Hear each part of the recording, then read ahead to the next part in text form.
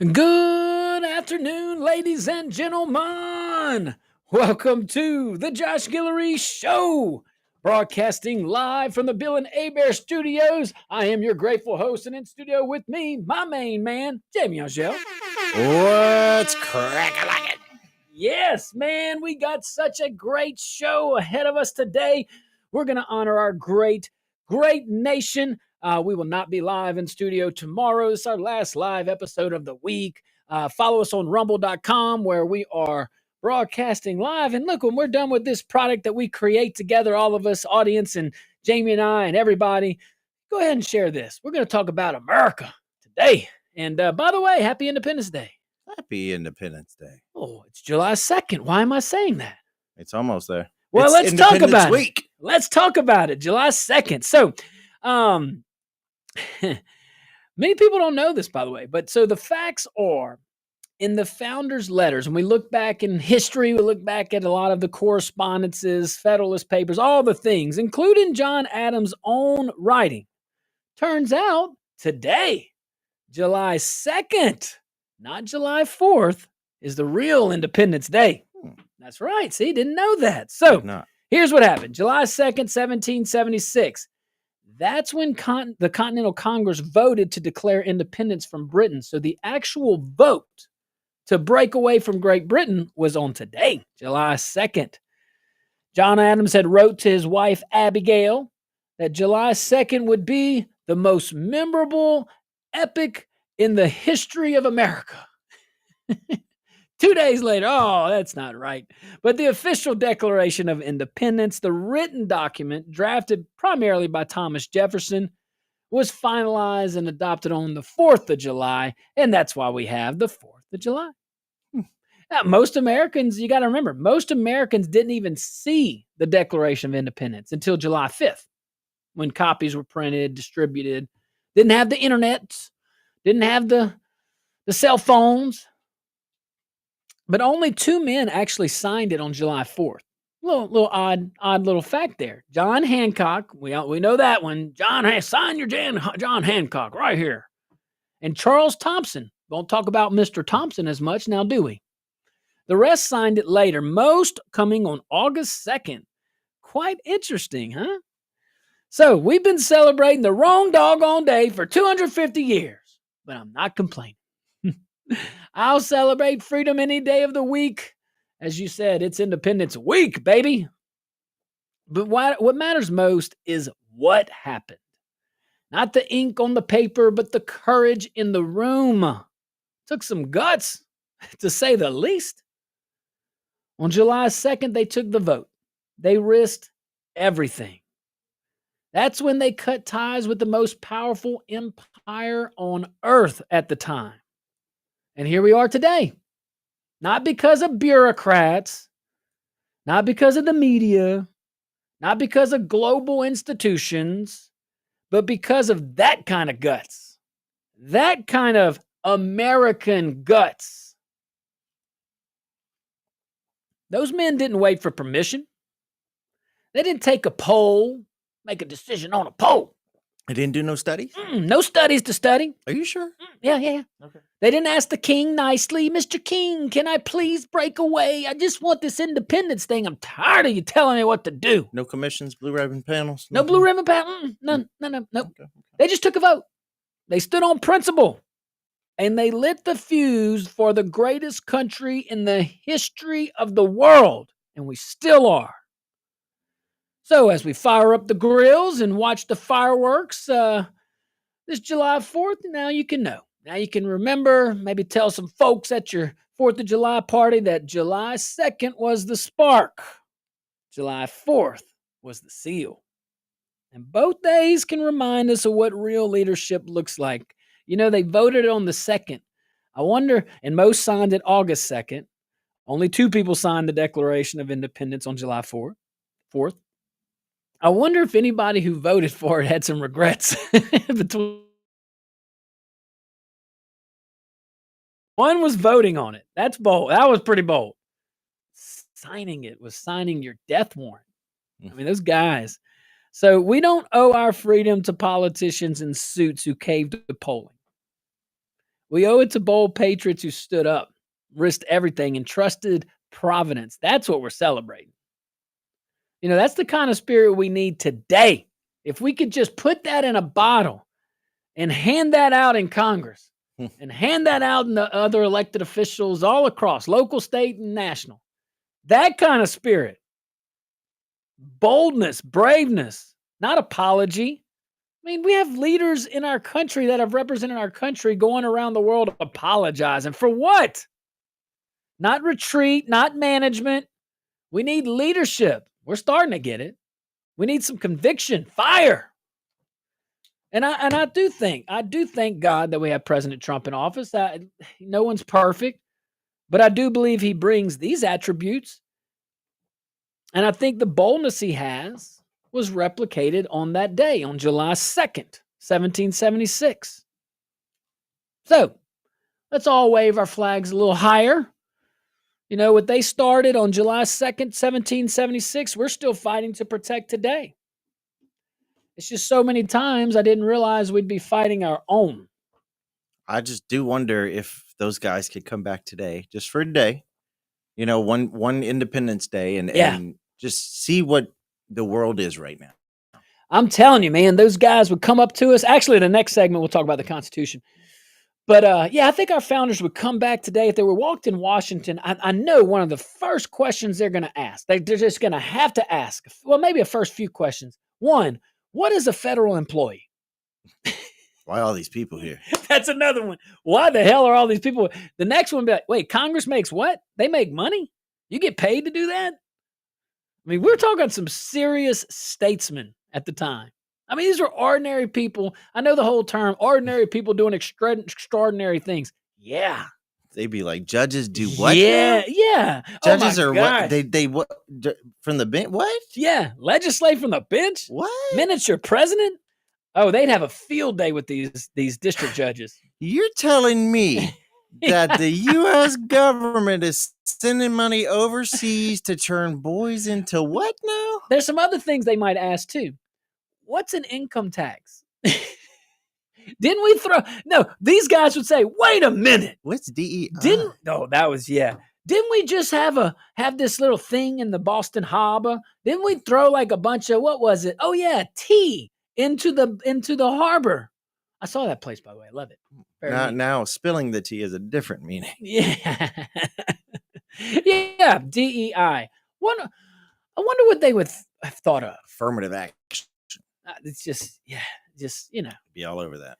Just a lot of these New Deal, government handouts, programs, the federal government, the agencies, all these things would be so foreign to our founders. Government paying for anything. Literally. Yeah, that's a good point too. I mean, you got to understand, these guys came out of the American Revolutionary War, and we're not there yet.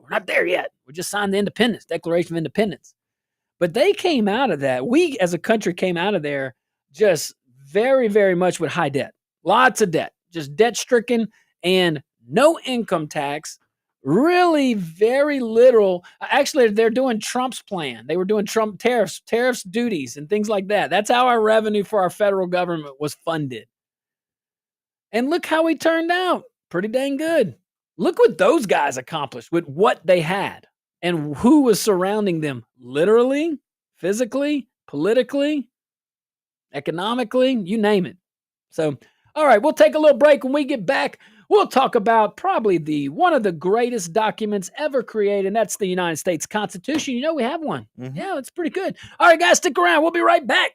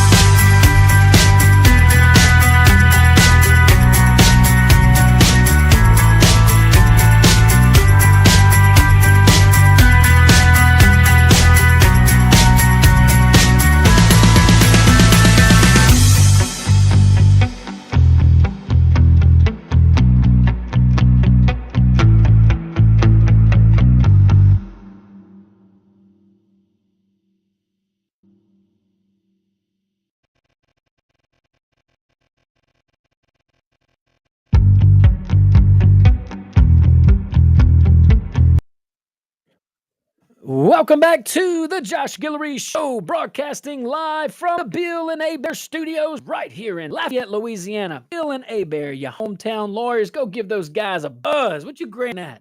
Oh, we got a couple of app chats came in. Our friend Tony Dashery said, "Glad to hear you guys. Glad to have you guys on the radio. Oh, thank you. Glad to be here."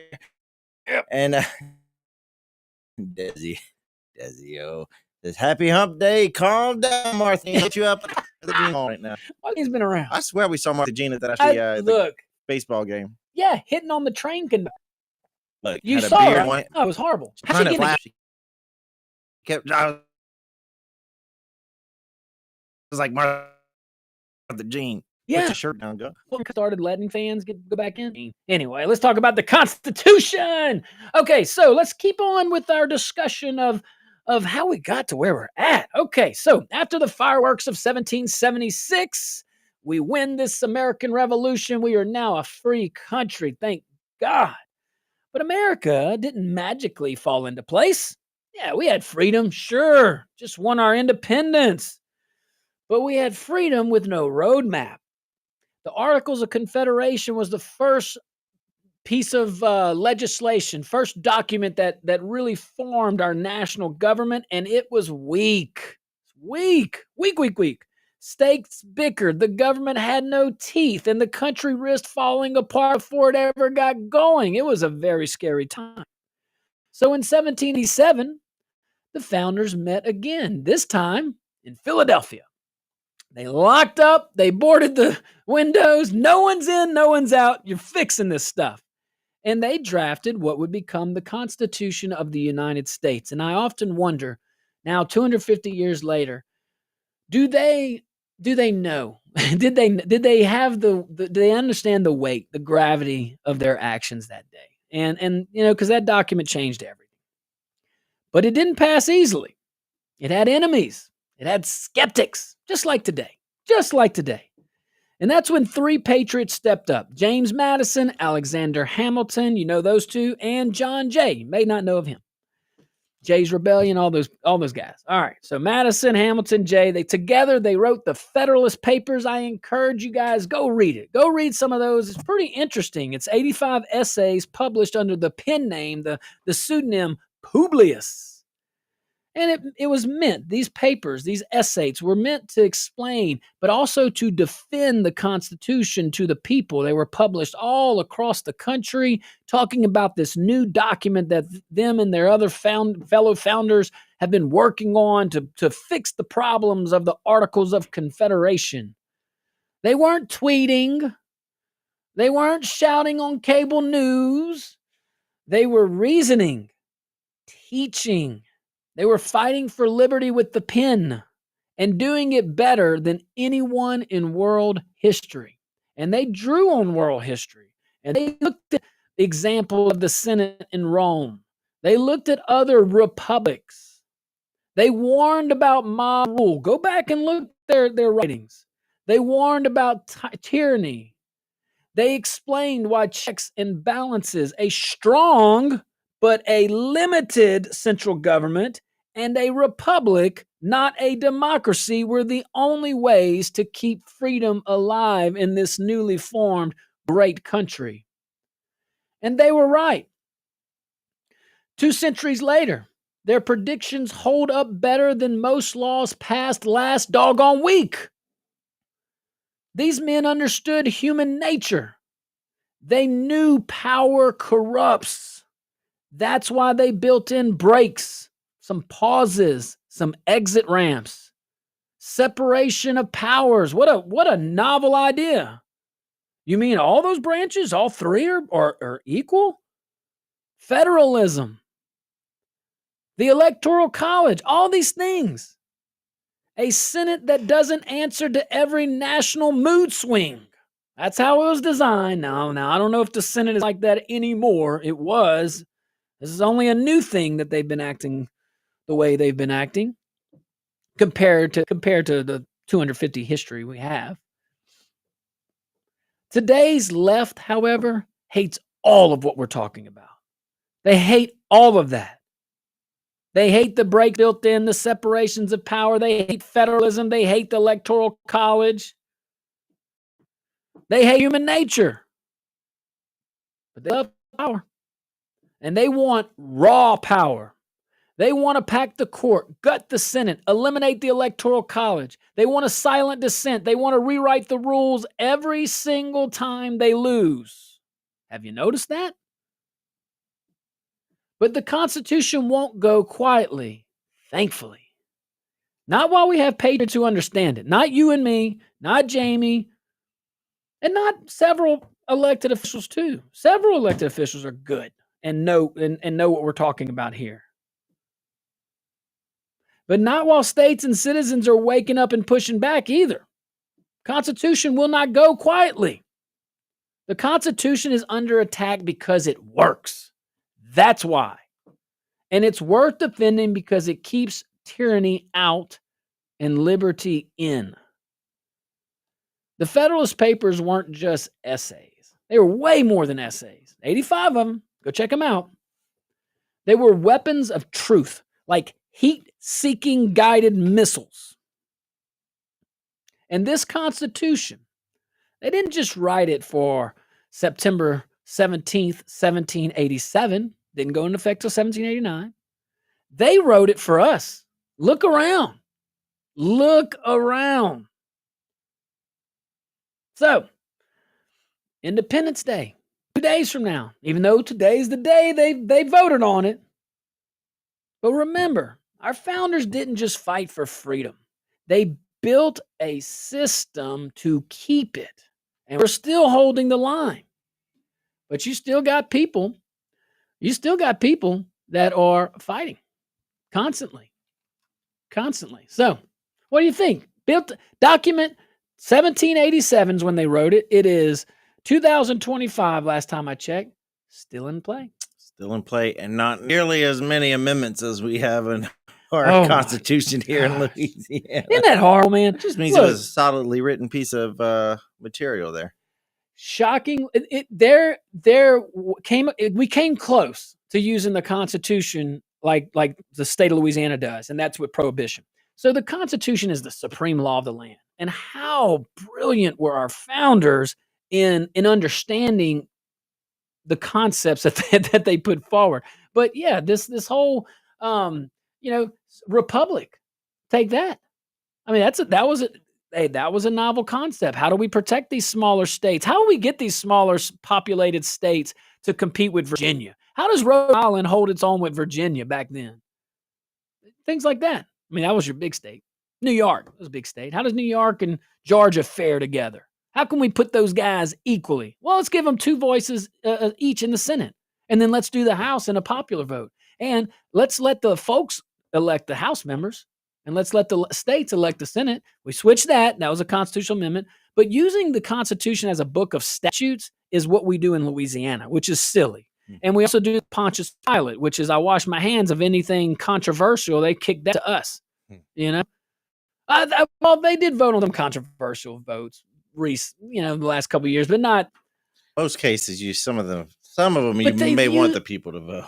Yeah, but they use the Constitution as a regular book of laws, and that's not how you use the supreme law of land. But to your point, 27 amendments only. And the first 10 all at once. All right, guys, stick around. We'll be right back. Let's talk about George Washington when we get back. Remember him? Mm-hmm.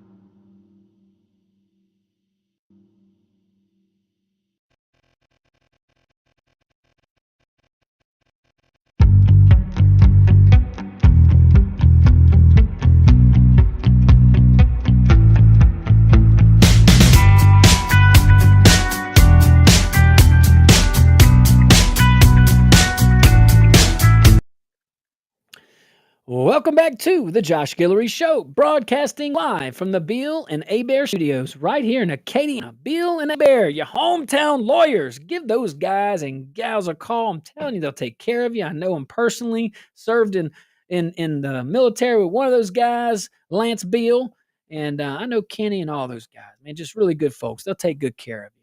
Let's continue our dialogue, all right? Okay, so we're going to finish some information, then we'll open up phone lines. We're going to do it a little different, even though it's my favorite part of the show. I do want to get this information out to the folks here. We're just talking. We're celebrating our independence. So after the Declaration lit the fire and the Constitution gave it structure, George Washington gave our country soul. He didn't just win battles. He wasn't just a general out there. He's way more than that. He shaped our nation. He helped shape our nation probably more than any other founder. I know we're used to seeing him on horseback, or that famous picture, his portrait, his official portrait. We're so used to seeing that, but this guy was so much more. A farmer turned general, a general turned statesman. You couldn't write a better script. A man who walked away from power twice. And in doing one when he was a general, one when he was a president after the second term. And in doing so, he taught the world what freedom looks like and what selflessness looks like.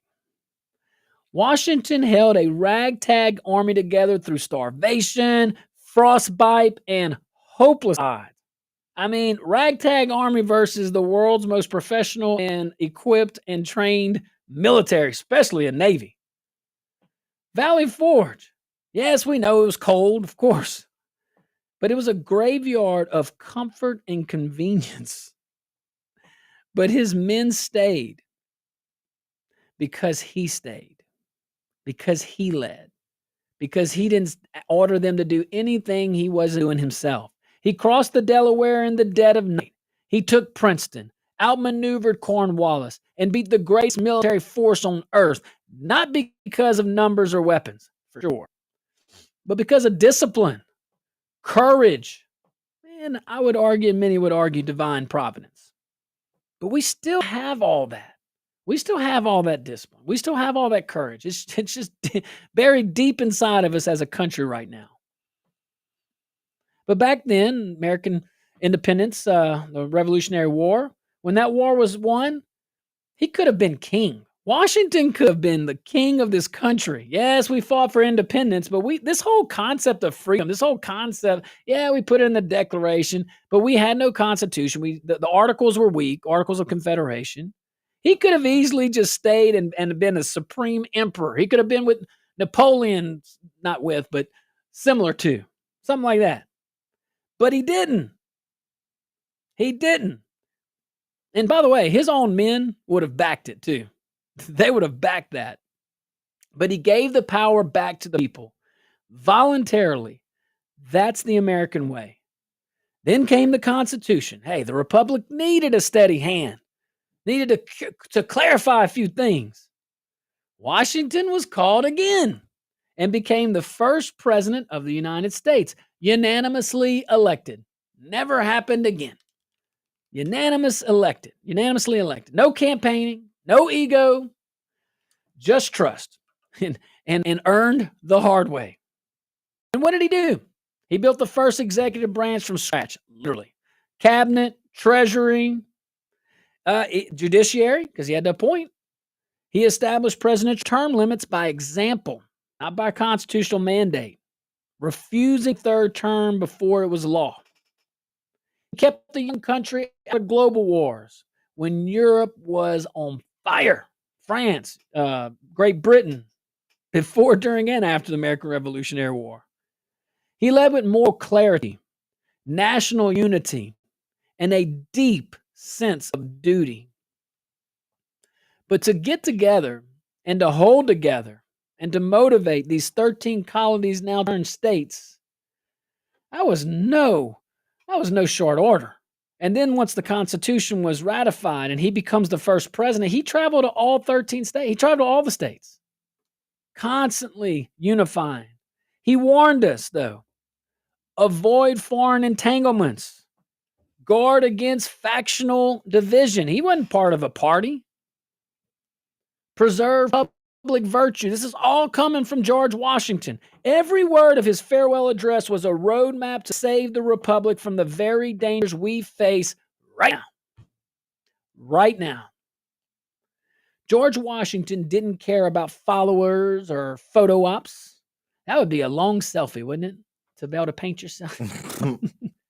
He cared about legacy. Sure. He cared about honor. Absolutely. He was an honorable man. And he gave us institutions we still rely on today. Civilian control of the military. Washington. A peaceful transition of power. Yeah, Washington. A president who serves the people, not rules them. Washington. We don't talk about his presidency enough. We don't talk about his philosophy enough. We don't talk about how he was not beholden to a party enough. And now, in 2025, President Trump back in office, I think we got a shot to honor that legacy.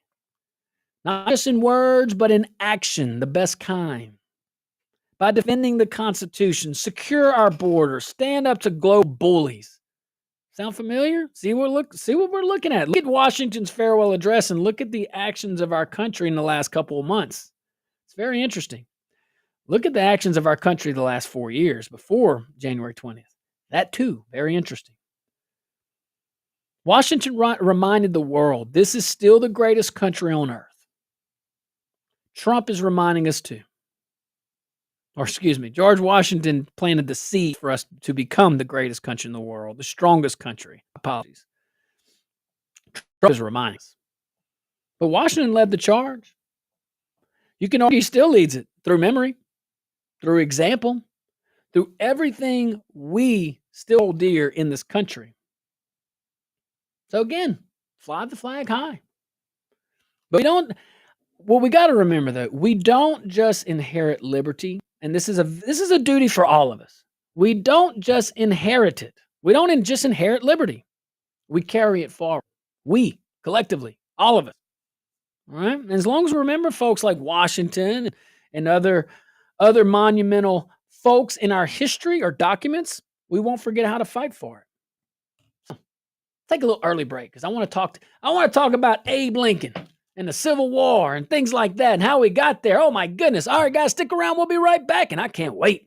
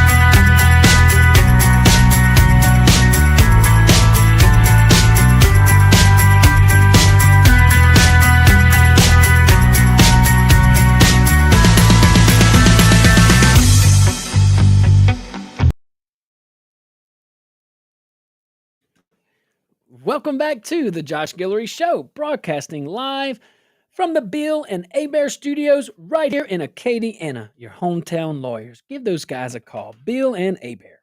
All right, let's continue our discussion, shall we? On this beautiful Wednesday. It is South Louisiana, though. That weather could change. You never know. Okay, so between the time George Washington stepped away from power and Abraham Lincoln stepped into it, something dark was festering in our country. So the Democrat Party was founded in 1828. Just give a little history. And its mission, very clear: protect and expand slavery. Democrats fought to keep human beings in chains. That's the history. That's the facts. They're still slave masters, different slaves. They defended slavery in Congress. Democrats protected it in court. And they spilled blood to preserve it. Democrat Party, not Republican. That's their legacy. From plantations to segregation, all of it built on backs of men, women, and children, stripped of their God-given dignity and those policies supported by one political party, the Democrat Party. And that's where the Republican Party came in, founded in 1854 by Americans who refused to stay silent. They didn't form for power. They didn't form for profit. They formed for principle, to stop the spread of slavery, to resist the tide, and to stand up for what was right. 6 years later, God gives us Lincoln. He didn't come from wealth. He didn't come from privilege. He came from a log cabin with calloused hands and a deep belief that every person was created equal. It was a vampire hunter, too. That's what I heard. They did a movie on it. When the Union cracked and 11 states broke away, led by Democrats, Lincoln stood firm. He didn't whine. He didn't compromise the heart of our nation. He bore the weight of saving it. He hit it head on. He gave us the Emancipation Proclamation, freeing the slaves in Confederate states. He advocated for the 13th Amendment. His life was cut short, didn't get to see that ratified, but he absolutely fought for it. And when blood soaked the fields of Gettysburg, Lincoln gave us something greater, a reason to believe that America was worth fighting for, that liberty was sacred, that the cost of freedom would be high, but it would never be paid in vain. Lincoln didn't seek vengeance. He asked for malice toward none and charity for all. And just 5 days after the war ended, he was murdered, assassinated, a martyr for unity, liberty, and the American promise. But he finished the work, at least most of it. He preserved the Union. He reshaped the future of freedom.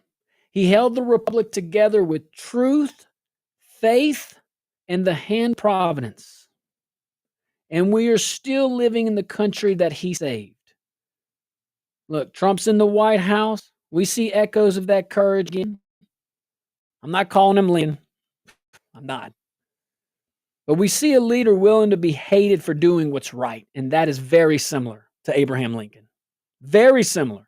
We see a country waking up to its roots, bold, brave, proud of its flag, proud of its heritage, its history. Yes, we have dark stains. Yes, we should not make excuses for them. So, let's remember, Washington, he fought, gave us freedom. Lincoln gave us a second chance. That's how I would look at it. And it's our duty now to hold that line, to carry that torch, and to make sure this country never forgets who we are. I'm telling you, I don't think that he gets we all know him. We all know him for keeping the Union together. But what did that mean? Think about it. President Buchanan was the president before Lincoln.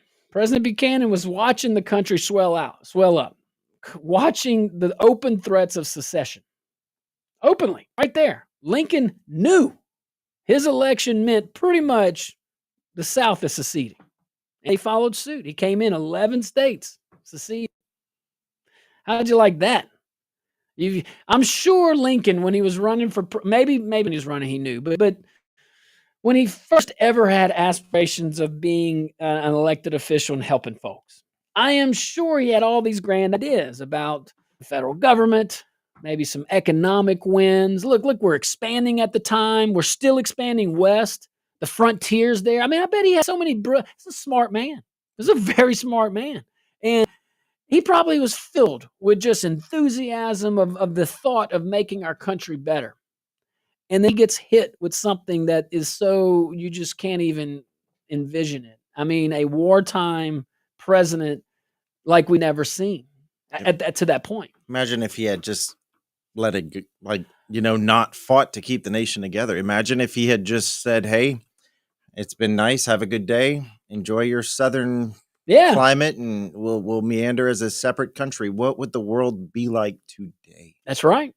We'd live in a different country. And how easy would it have been to do that? Oh yeah, you guys, y'all do your thing down there. We don't agree with all that, so we're going to do our thing up here. It would have been very easy. The South would have been hurting. Well, and how long would slavery have continued? Not long.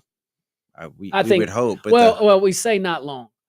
I'm saying that relative in human, like I'm thinking 50 years. So yeah, so someone in chains for 50 years is like, hey, Jackrabbit, that's a long time. Yeah. I get it, and I think it's detestable. I think it's horrible, and no one should celebrate that, ever. But yeah, man, I don't know. I mean, you kind of open the door for it, and you're like, well, fine, if that's what y'all want to do it in your own country. Yeah. So I don't know. I'm just telling you, look at all the infrastructure. Yes, the South would have eventually popped itself up, but your economy, the heart of the country's machine is all in the North, and you saw that. The fact the South stayed in that war that long is pretty remarkable. Of course, a lot of the leading West Point graduates, their generals were from the South. Yeah. So that probably helped a little bit. But man, yeah. What you got? We got some comments on Rumble. We got, go for it. Viewer there says, here's a question that I truly am baffled with. I mean, United States their soldiers, airmen, card, and even Space Force protesting, throwing a fit about veterans not getting the help they need. And he also added, reach me to go back into the floor. Whoa, sound the charge. Just talking from the heart. Man, I've been looking forward to this special, this Independence Day. I have, just kind of talk about things. Made my work easy today. Yeah, absolutely. Yet the true professional you are, you still sent me articles to read. Thank you. Man, but I love going back to basics. And I don't teach anymore, but when I was a teacher, I'd love teaching the law school or law class because you'd go back to the basics, like just the bare bone foundation, like real foundational principles of law. And in this case, really, really foundational pieces of American history that are still intertwined in our being today. Like, man, these guys were just so ahead of their time. Declaration of Independence, it should be honored for it's the bravery of those men signing their name and just the bold announcement. Hey, we're not part of you anymore. We are our own country. We are saying this to you, King, and to the rest of the world. Okay, that was bold. There were still loyalists in the country. There were still loyalists to Great Britain in the colonies, and he newly formed the United States of America. Very bold. But the foresight of the founders who drafted the Constitution. Wow. That's all I got to say about that. All right, guys, when we come back, let's talk a little bit about, what happened between the Civil War and World War I, and how is that relevant to today, man? What are we talking about? We ain't talking about practice. We're talking about this. All right, guys, stick around. Hour number 2. We'll be right back.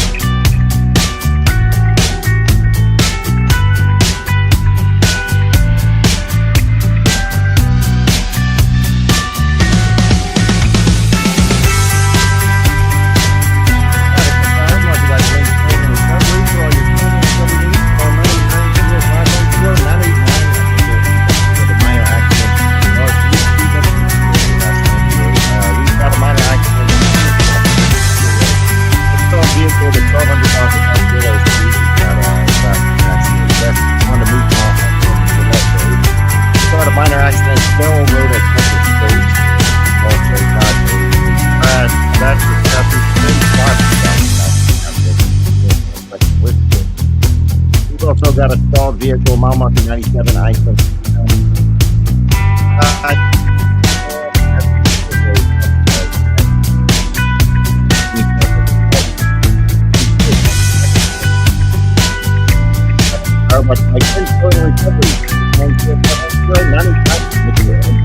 Brown hours.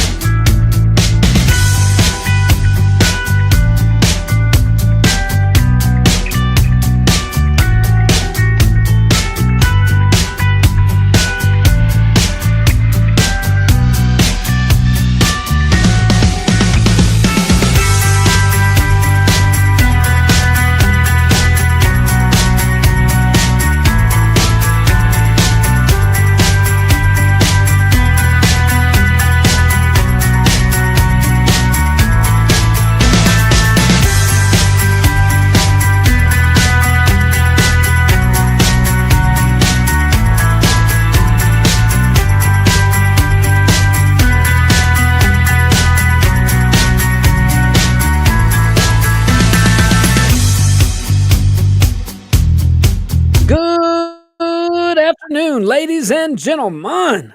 Welcome to hour number 2 of the Josh Guillory Show. I am your grateful host, and in studio with me still, my main man, Jamie Angel. Here I am. All day. Every day. That's what I'm talking about. No, just in the afternoon. That's good. It's good. More time to work on this show to give more stuff to the folks, and we appreciate that. Right. Thankful for the opportunity, and thank you, our wonderful audience, for your support, and thank you to our sponsors, and thank you to our advertisers. If you hear an advertiser on our show, man, they're supporting local radio. This is a local company, the Josh Guillory Show LLC. We appreciate that. Jamie does. I certainly do. Hey, I appreciate more, y'all. Y'all come on up. Give me a call. We'll set you up. So, but we're broadcasting live from the Beal and Hebert Studios here in Lafayette, Louisiana. Your hometown lawyers. I love those guys over there. Beal and Hebert. Check them out. Today, 4th of July, or I'm going to say Independence Day special. Today's July 2nd. This is July 3rd if you're listening tomorrow. Oh, that's true. Yes. Good. And rumble.com. Look, check us out on rumble.com. I want you to follow us. And if you're app chatting us, app chat messages on rumble.com. Want to see you. All right, let's move on here. Let's talk about that period between the Civil War and World War I, just short of Franklin Delano Roosevelt. So after Lincoln had saved the Union, America got back up like we do. We buried over 600,000 sons in that war. That's a lot. That's almost half of all American casualties in all wars combined. It's crazy. Families torn apart. Cities burned, like completely. The South in ruins. Right after the Civil War. Just horrible. And what did we do as a country? We rebuilt it. We didn't whine. Like I said, Lincoln didn't whine. Well, we didn't whine either as a country. We didn't break apart. We rebuilt the United States of America. Railroads pushed west aggressively. Farmers plowed land so dry it split open under their boots. Settlers braved Comanche raids, rattlesnakes, and starvation to plant a flag in the frontier. And they did it with no safety net, no subsidy. There were no government subsidies to these frontiersmen and no backup. You are on your own in the wild. The only thing this country guarantees you is the opportunity to go check it out. But that's the bloodline we come from. That's our bloodline. That is something that you are born with as an American. Black, white, red, yellow, green, whatever. We weren't handed anything. The men who came home from war didn't look for comfort because they couldn't find it. They picked up hammers, axes, and shovels. We built towns. We built factories. We built churches and schools. And when the country needed energy, we went underground. Miners choked on coal dust and kept digging. Steelworkers faced molten iron and sparks to feed their families. They didn't ask for a break. They didn't ask for a handout. They asked for more hours. The Transcontinental Railroad, huge. It was blasted through mountain rock by hand. Chinese laborers, Irish immigrants, Civil War veterans, working sun up to sundown. That's our heritage. That's what we inherit too. Freezing in blizzards, boiling in summer heat, because they believed in the promise of this country. Then came the rise of the American invention. Then came manufacturing.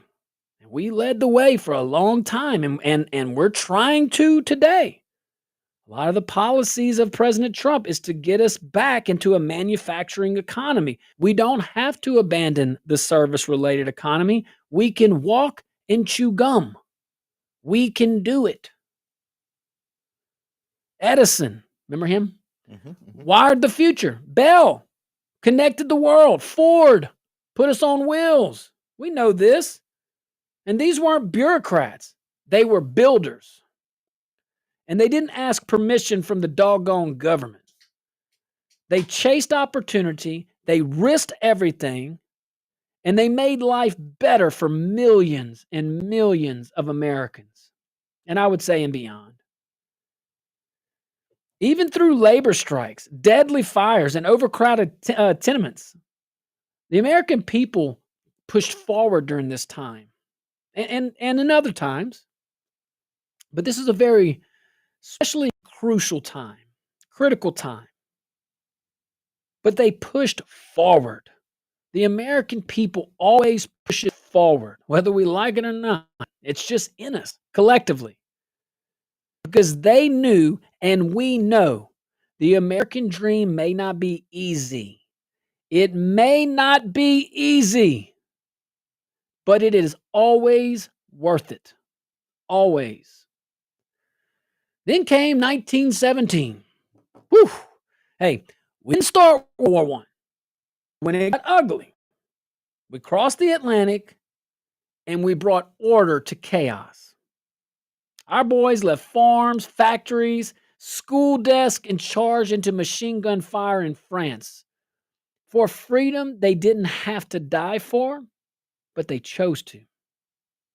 That's who we are. And that's who we still are. We must not be ashamed of our history. Yes, we have black eyes. Yes, we have some things that we wish we could go back and not do. Got it. Got it. What family doesn't have something? Think about it. By the time the Roaring 20s hit, it's about when you went to high school, we were Lucky my microphone was off. We were a global power by that time. So the 1920s come. Everything's gravy. Roaring 20s. We were a global power. Built not by government handouts, but by American sweat, sacrifice, and guts. All of it earned, not given.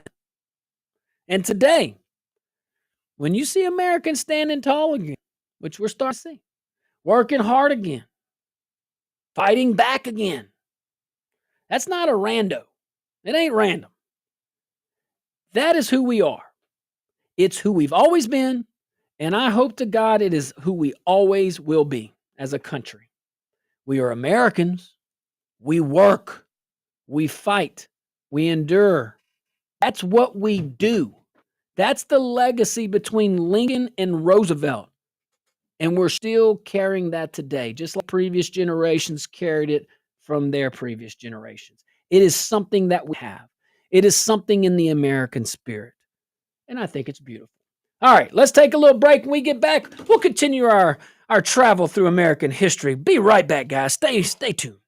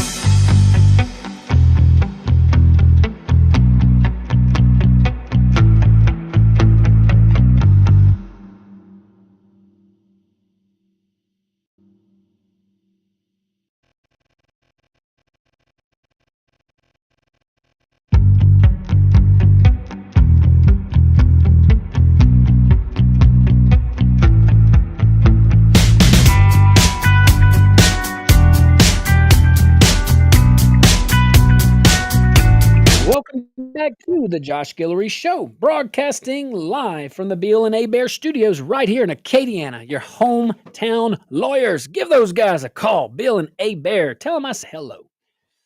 All right, let's continue our discussion through American history. I want you to visit us on rumble.com too, by the way. We are broadcasting live on rumble.com. Go check us out and please give us a little follow. It's free. It doesn't take long. We don't harass you. It's wonderful. Everybody wins. Okay, so when America hit rock bottom, past World War I, we're past the Roaring '20s, and then all hell breaks loose.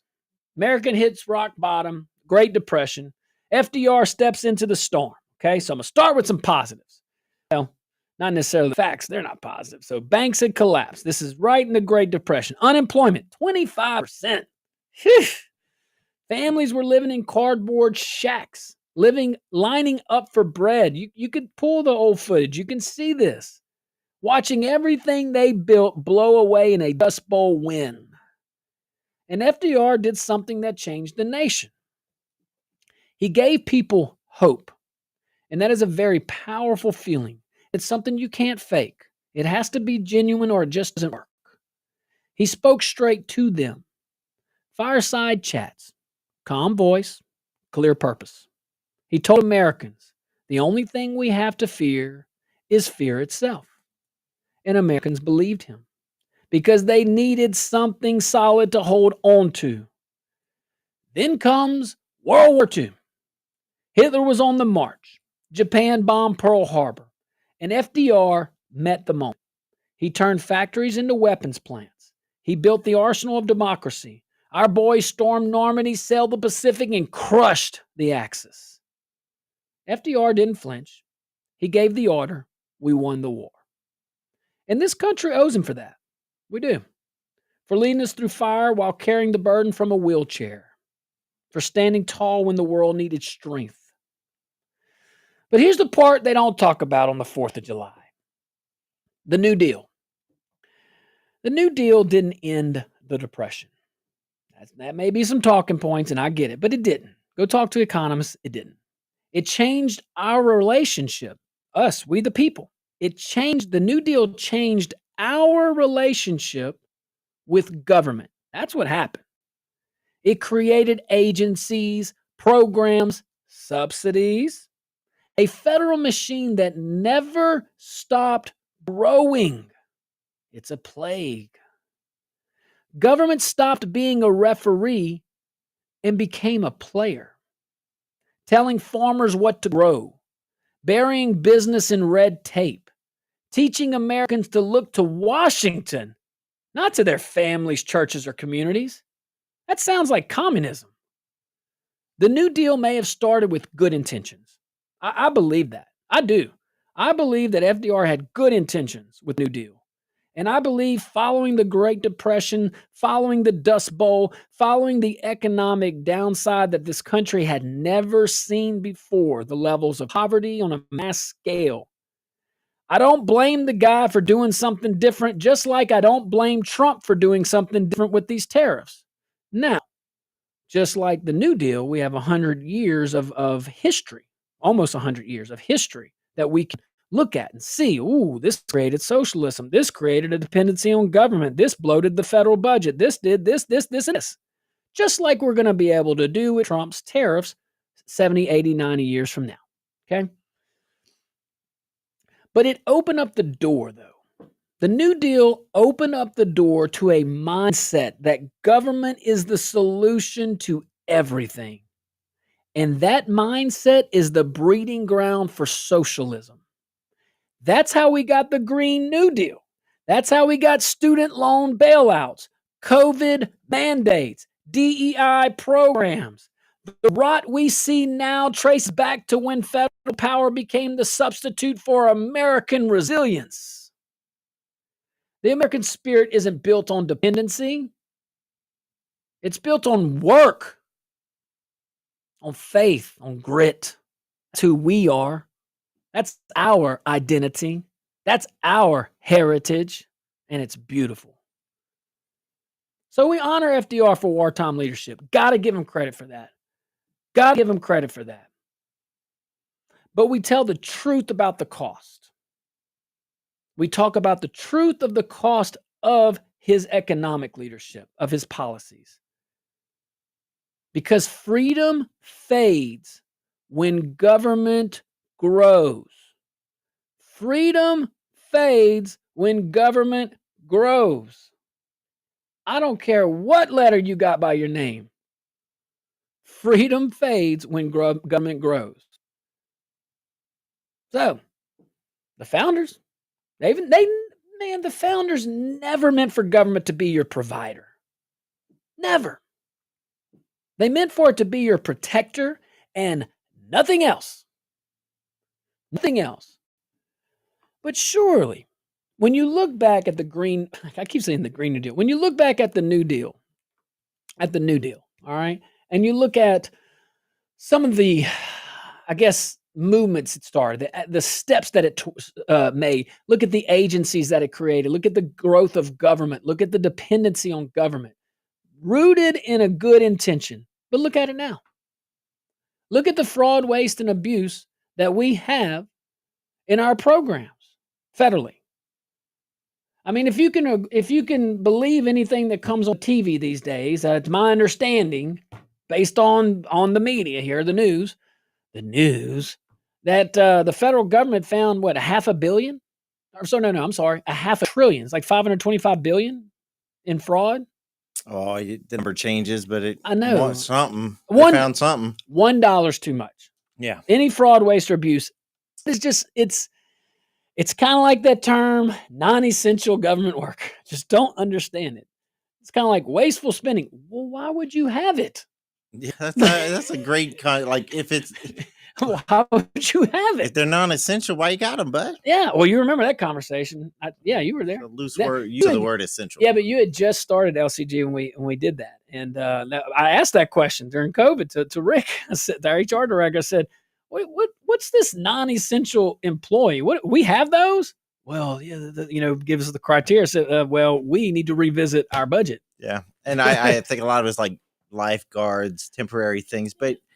Again, it still costs the folks. Yeah, it costs the folks a lot of money. And when you can't pave roads, and when you can't cut grass, and when you can't get rid of panhandlers on the damn side of the road that's plaguing our community and taking advantage of our kindness, yeah, talk to us then when you don't have the money to do that. Those roundabouts don't just happen.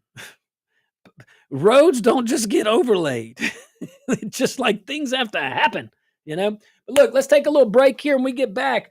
Ooh, I think you're going to want to join us in this conversation on Ronald Wilson Reagan and some other things. I can't wait. Stick around. We'll be right back.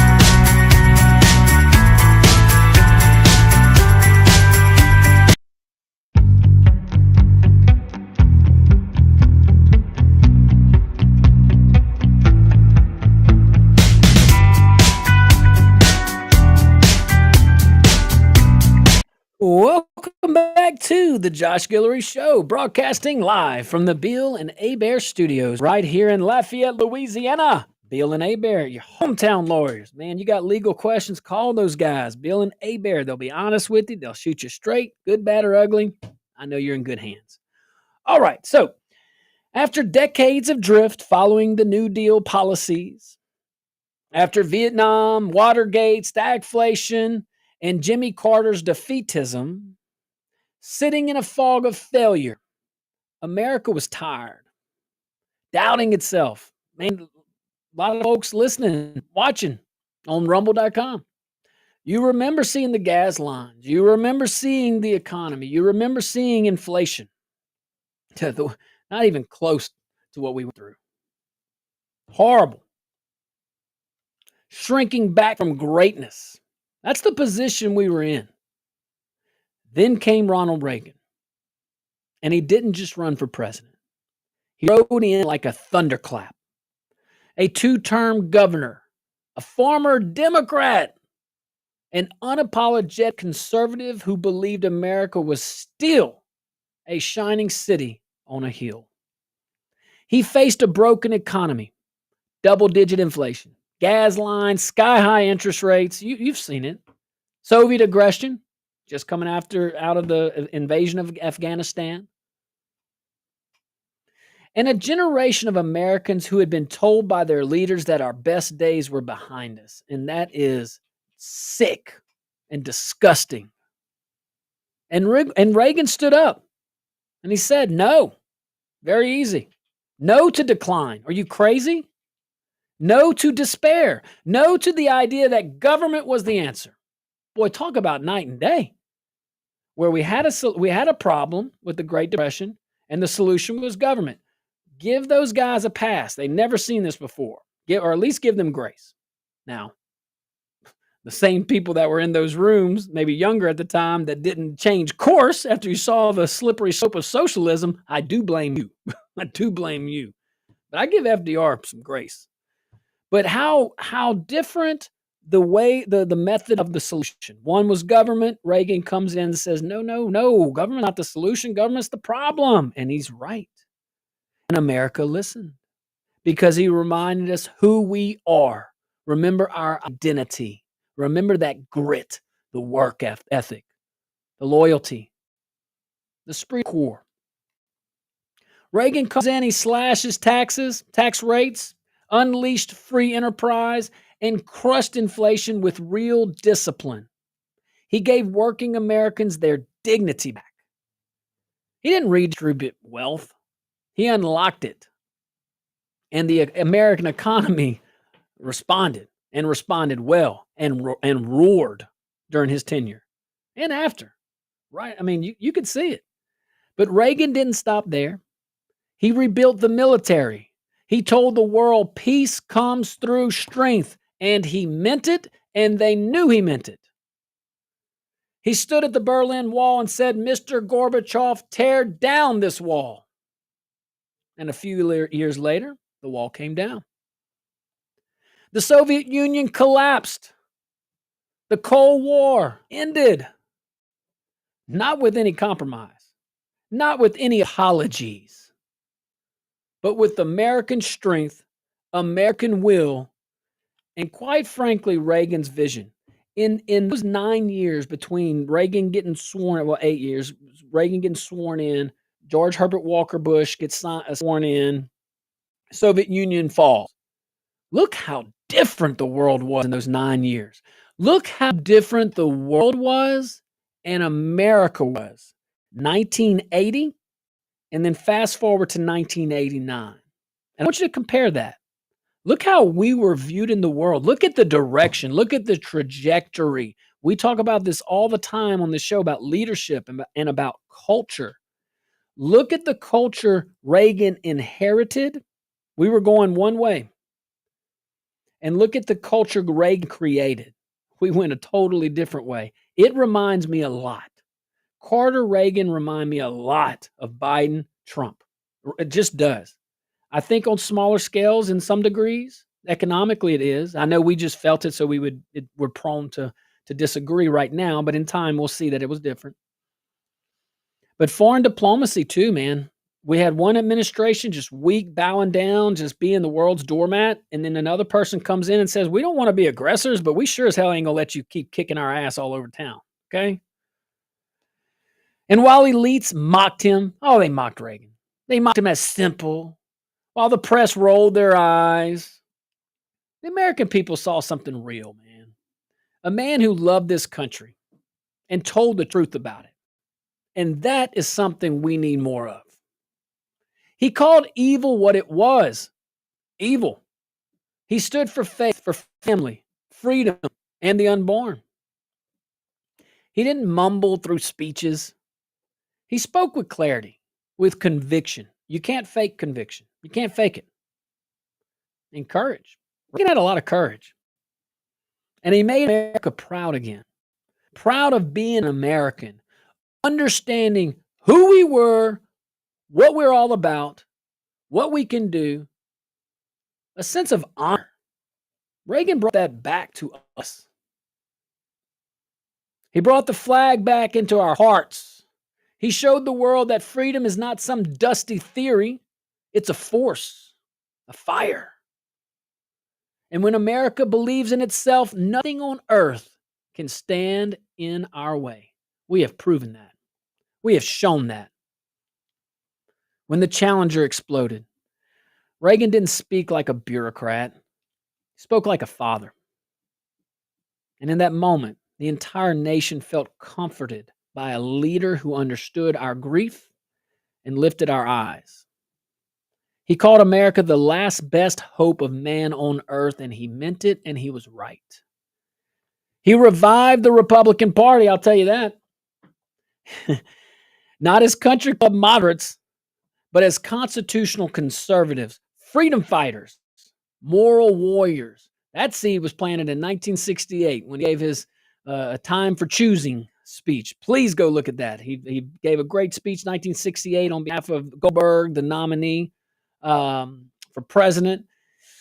Just a very feisty Reagan.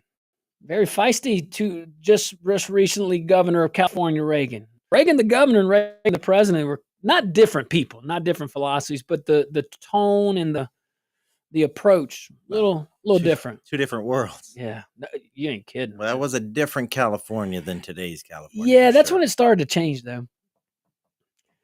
Reagan made it cool to be American again. Remember that feeling? Patriotic, proud, unashamed. Seeing a lot of similarities nowadays. Yes. Reagan made you believe your kids would grow up free, that your hard work meant something, that your country still good for good, still stood up for good, and good for good. And when he stood at Normandy, surrounded by the graves of men who gave everything for liberty, he reminded the world what America is.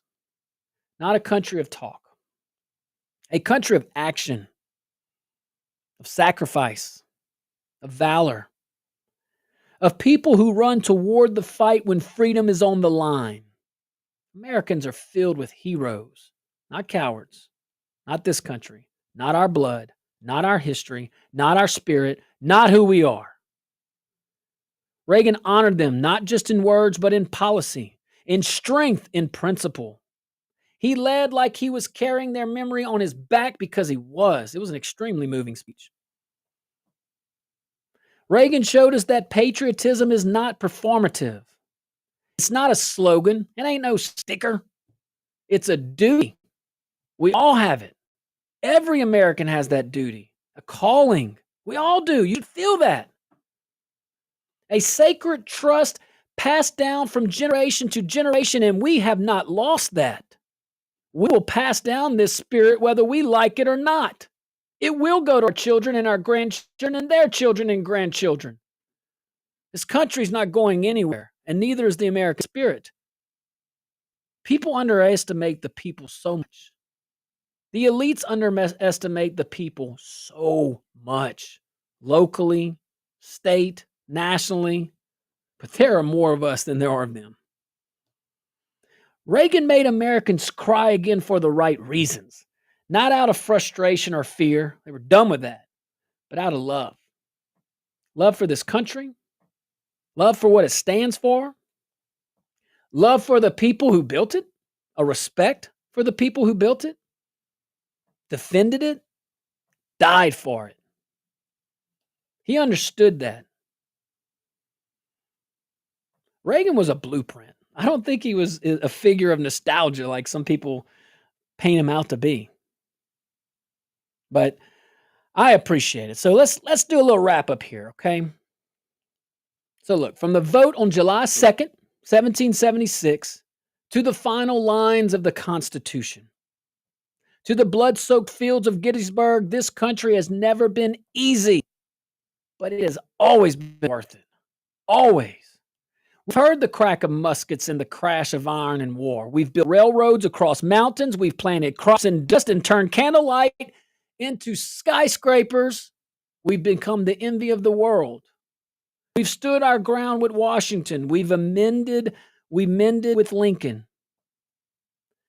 We've endured the fire of depression. We've been there. We know what the pain of war feels like. The weight of doubt. We got it. And every time in our country's history, every time in our 250-year history, we come out stronger. Because this country wasn't founded on comfort. It was founded on courage. And the people listening right now, my dear audience, you're part of that line. You carry that same fire. You raise your families, you work your jobs, you defend your values, and you still believe in this republic. And I appreciate that. And I see that every day on this show. Every time we have callers in our app chats. Thank you. That's what Independence Day is all about. Not just looking back, but standing up, carrying the torch, knowing the story, and living like it matters.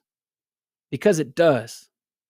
We are Americans, and this country, my friends, is still ours.